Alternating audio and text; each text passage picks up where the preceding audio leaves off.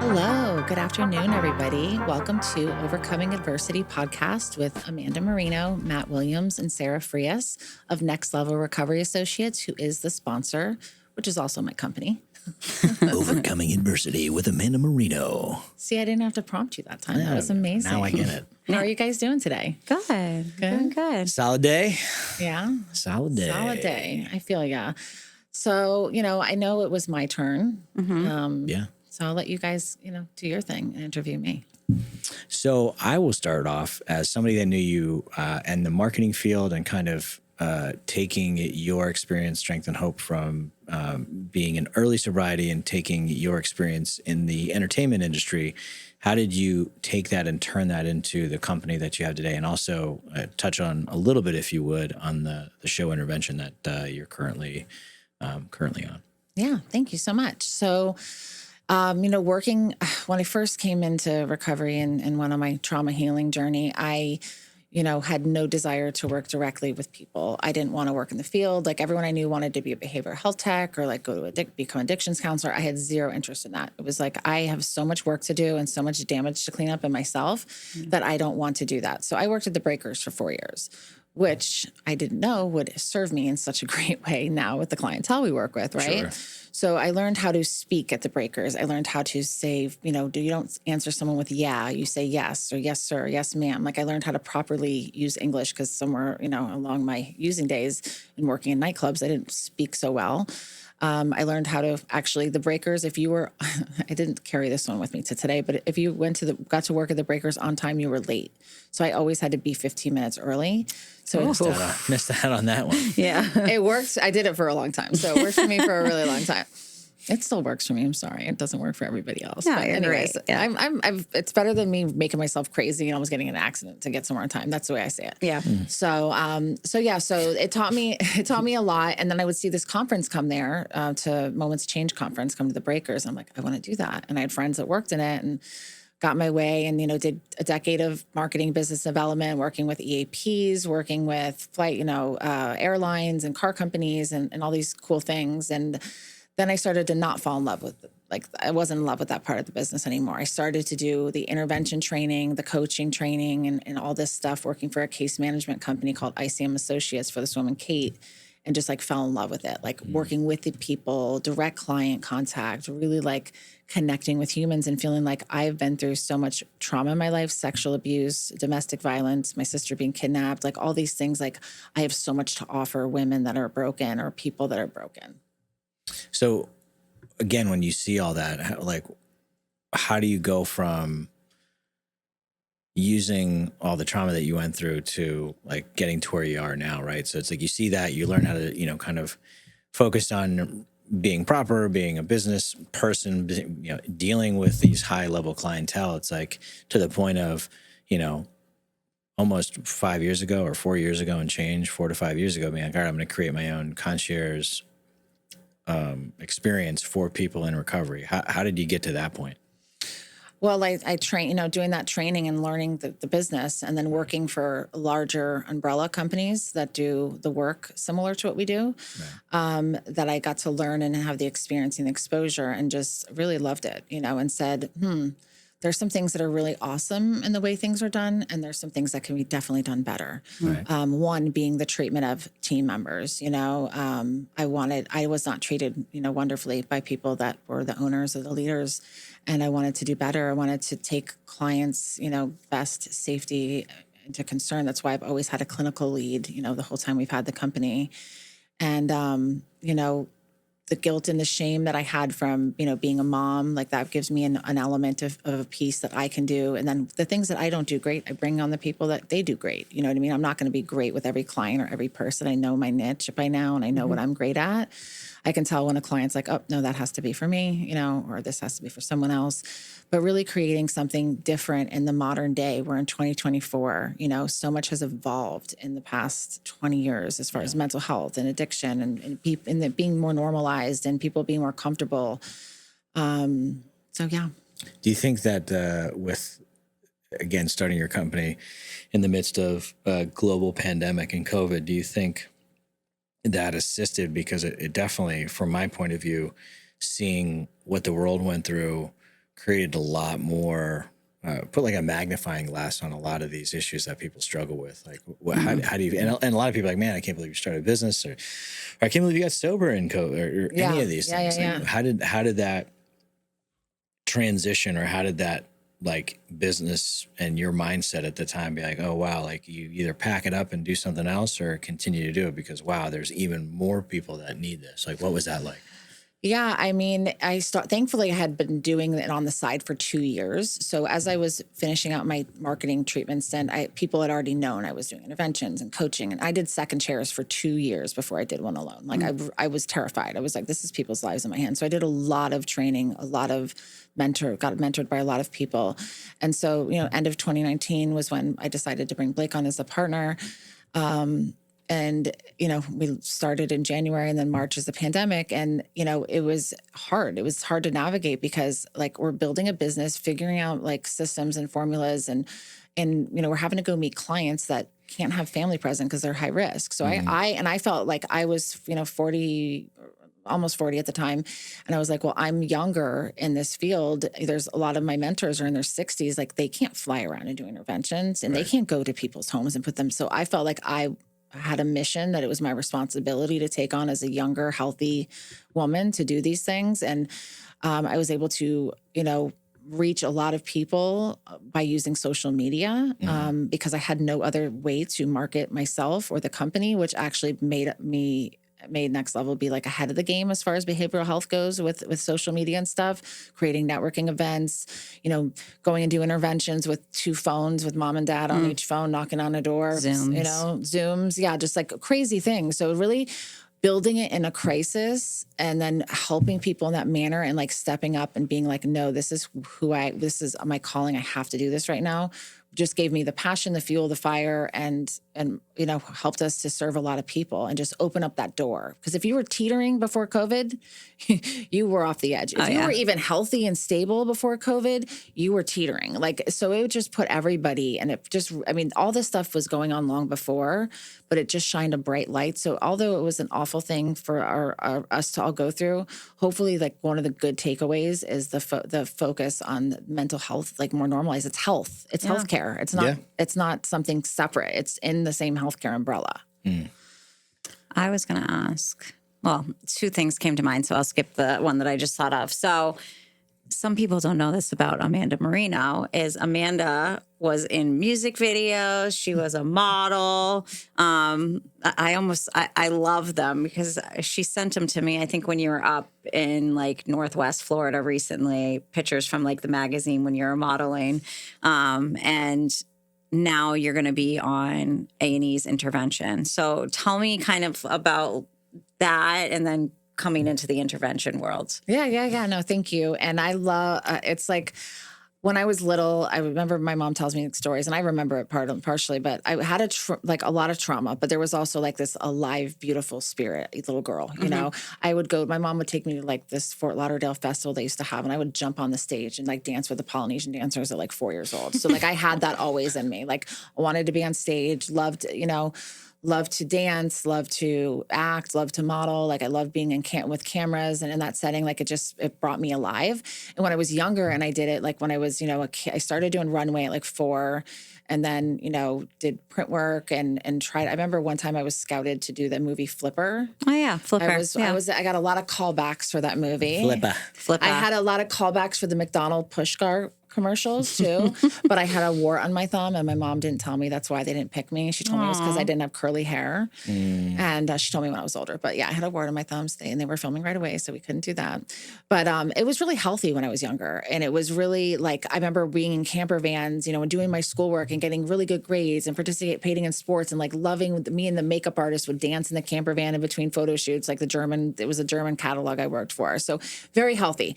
The second I was turning 18, I had a couple different agents. One of my agents, I was 17, almost 18. They were trying to push me to do stuff that was risque or nudity or and see like what limit it was. And I did do some things in that realm. I did do a Playboy thing, Playboy Girl Next Door. And I did do some things that I'm a little bit embarrassed about today. But it's part of my journey, but it's something that I was never comfortable with. And so, and I've always felt like I was objectified for my body. And like this whole thing with the Harvey Weinstein stuff, this is new. No, that shit's been going on forever. Ever. And that was part of the deal. And I was put in uncomfortable situations and I just wouldn't, and there were other times where I felt like trapped and scared. And so being a mom and being a woman in recovery and like all the healing I've done in myself and my trauma now has, like I said 14 years ago, I want to be on the TV show Intervention. I want to do something in front of a camera that's a woman of substance because I am who I am and I'm good at something, not because I am a perfect-bodied 18-year-old girl. Yeah. And here you are doing it. Yeah. Tell us a little bit about the show. So obviously, how do people check it out? Where do they go? Like what exactly, or who are you actually helping in the show? Yeah, there's so many great questions. So it is on A&E, also, A&E Network. It's also on Hulu. It's on Monday nights. So the first 8 episodes are the Canada episodes, which was a little confusing for me because I was unclear on airing dates, and I'm still not 100% sure, but I'm coming out in June on the second set of the 8. So I'll be on 2. I'm in 3 total, but they'll be towards the end of, the summer, like June and August. And the experience was powerful. I have not been around ever the kind of situations that I was with the clients on the show. Like I was in neighborhoods of trap houses and people living in tents and this sick generational trauma. Like everybody down the whole lineage of the family all has multiple children, like 6 children, and everybody loses their children to the state. And it just goes like down every single umbrella, prostituting out girlfriends and just like all these really awful things, like neighborhoods where we almost didn't go to one of the neighborhoods because of, some danger. And we had to have security guards. I can't speak exactly because it's not out yet, but the reality of what's going on in this country, we deal with in our work and our day to day. I mean, I help people that call me with anything. We all do, right? Yeah. But so people have no money to the most wealthy, but we deal with very well off families and individuals. And so to see the third world country like life that is out there alive and well in New Hampshire, in Memphis, in Northern California, and just the traps and especially in this one area that I was in that was just a super small town. Like you couldn't go to I think I saw a bunch of the people that were involved in this case at the grocery store a few times. It was that small. Right. So and it's big in the crystal meth there. And once you're in that and that's all and there's nothing else around for forever, it just opened my eyes to so much more. And it actually, that's why I think I'm being called to help with the FroPro Foundation, because there's so many people in this country, in the world, but in this country that don't have access to care, don't even know there's other options out there still. We're seeing it all the time, and so we're used to that, but there's so many people that have no idea that there is help out there and have no idea where to start. So those are actually the clients that we served on the show. And I worked with my same producer from Digital Addiction, who I trust with my life. And what he doesn't know, he's like, hey, he refers to the professionals. If I tell him I'm not comfortable doing something, he does not make me do it. Right. I told them I'm going to be how I'm going to be with my own clients. And if I can't be, I won't. And they 100% support it. Cameramen are crying, during the intervention. I mean, they're very deep, very deep. Yeah. And what do you think, obviously starting where you started, working through your own struggles, now being able to give back, what's your message to people that either A, don't know about services, and B, that do and just don't know where to start? Yeah, I would suggest first not going to your primary physician, because until recently we have a psychiatrist on our team. It was not a requirement to learn anything about addiction or very much mental health as a primary doctor. So find a therapist that specializes in trauma, addiction. You can find that in community service centers. If you don't have resources, there's 12-step fellowships that have 24/7 Zoom meetings, and you can look at their their .org orgs, each one of them. If you look on our website, nextlevelrecoverassociates.com, at the very bottom, we have a resources page, which is all free resources, links to all the different kinds of meetings for families, individuals, books, videos. So and you can look online, you can look at our Instagram at Next Level. We try to put out quality education about things, but there is, you don't have to have a lot of money to get better. You can have just, yourself and some willingness. And if you reach out to like homeless centers or resource centers in the community, I mean, there are options and places to start, and it's hard for the people that start with nothing, and it's hard for the people that start with everything. They actually both have such a similar struggle, yes, which is baffling to me. You know what I mean? Because you have the people that have it all, and then you have the people that have nothing, and then there's still the same kind of struggle. And so, yeah, I would recommend finding like a community service. Like I know there's 988 is like, that's a suicide crisis thing, but there's like by us in Florida, we have 211. I remember calling 211 back in the day to look for help. There's nonprofits such as your nonprofit that's helping people with jobs. There's, the Release Foundation. So there's a lot of organizations that are offering scholarshiping and things like that to help people that don't have the resources. Yeah. Right. I remember me and Frankie met a guy, my ex-husband met a guy, and he would sit on the corner every day at the same corner, asking for. And one day we both separately went up to him and gave him our phone numbers. And we're like, listen, if for whatever reason, like I don't do this all the time. We went up to him and gave him our phone numbers and we're like, hey, call us if you want to change your life. And he was like, ended up calling us and said, I had recovery. I have a kid. I was from Pennsylvania. I've been on the street for a couple of years. I really want it back. We got him scholarship to somewhere. And then he like called us like a year. He like got everything back. No kidding. Yeah. So like, and it's not like I've had a couple experiences like that where I trusted. I trusted my heart and my gut. And like, maybe it could have been dangerous, but it worked out for whatever reason. So there are resources out there for people. So if you think you're stuck and there's nothing out there and no way out, there is. There is. And if you go to some kind of 12-step meeting, or you go to a church, or you go to a homeless center, there are people that more and more today that are educated on how to help people that are struggling with trauma, with addiction, with eating disorders, with, anything, this gaming, there's so many, I feel like everyone in every family has some kind of struggle. Yeah. Of course. Absolutely. I was going to say, for someone that is like completely new and questioning or fully aware that, okay, I definitely have a problem or my mental health is pretty severe, I need to get it checked out. I mean, like Amanda was saying, going to a fellowship meeting, if you're uncomfortable with going in person, just going on a Zoom and letting them know you're new, and people will all the meetings that I've been to in that situation welcome you with open arms, because we've all been there. And there's that understanding and that support, which is just probably the most amazing thing I've ever seen. It's just like a big family, and we're all here to support each other. But also on, if there's ever any suggestions needed or anything like that, on our Next Level website, they do have a live chat, which is actually me. So if you ever have, like, you need any suggestions or, anybody to speak to, I'm more than happy to, be that person and provide direction for you. Because, I mean, obviously with this company, but who we are as people is we want everybody to get better and be the best version of themselves and not have to feel like they need to drink or drug or struggle in their mental health. And I just love seeing the positivity from people. And I'm a big intervention watcher. I mean, I've watched it before I even got sober. I watched it to teach my 80-year-old grandma before she passed away, what I was like, to understand addiction. I wasn't to some of the level of some of the people on the show yet, but I wanted her to understand addiction. And she would watch it and she would like ask me all kinds of questions. Oh, yeah. She was my Jewish step grandmother, but I got to take care of her until she passed, but it was how I taught her about addiction back in the day. I love that. Yeah. My dad loves cops and intervention and, those type of things, judge shows. But he used to watch intervention and I was like, wow, that's so cool to have that as a show.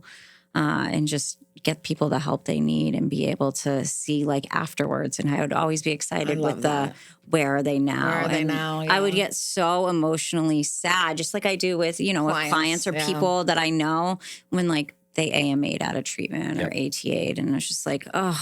I know. It's heartbreaking. And it's the reality. But like it definitely was just such a a blessing and a great gift to be part of. And it was something I truly manifested. I have a powerful manifester. I've learned anything that I say, I'm going to get this, or I'm not going to get, I'm sorry. This is going to happen in my life, or I'm going to work for this. Sure. I said, I'm going to be on intervention. And then with my relationships with Ken and with Ken Seeley and Michael Gonzalez, and just like putting myself out there and just being like the only difference between me and other people is I'm ballsy enough to just put myself out there and like ask people, ask for what I want, push for it, keep going for it. And so I definitely manifested. I saw it happening, and it's happened. Love it. Yeah. Love it. Yeah. There's this book that I just read. You may not know him. His name's Ross. He's a rapper, but he is big on manifestation. And his first chapter is about delusion. And there's good delusion and bad delusion. Yeah. And the delusion that like he wasn't going to be a millionaire. He was a millionaire, right? Or he was the best rapper. And like feeling that about yourself, like so strong, even though he was making terrible music, he thought it was the best music in the world, right? It's true. It's powerful. I believe that I love that book. I believe that like almost everything that's happened, and I believe you're a powerful manifestor too, Matt. Like you had, I remember Matt when he had the Pro Bar in the little Ziploc bag. Oh, that's cute. At his old admissions office, and talking about I'm working at Slash Fitness and I'm going to make this frozen protein bar and and like. When you believe, okay, there's self-doubt, of course. Yeah. But when you believe that, like, I'm going to do this and I'm going to make this happen and I'm going to get help along the way and whatever, and you see it, that shit works. Yeah. Amen. Amen.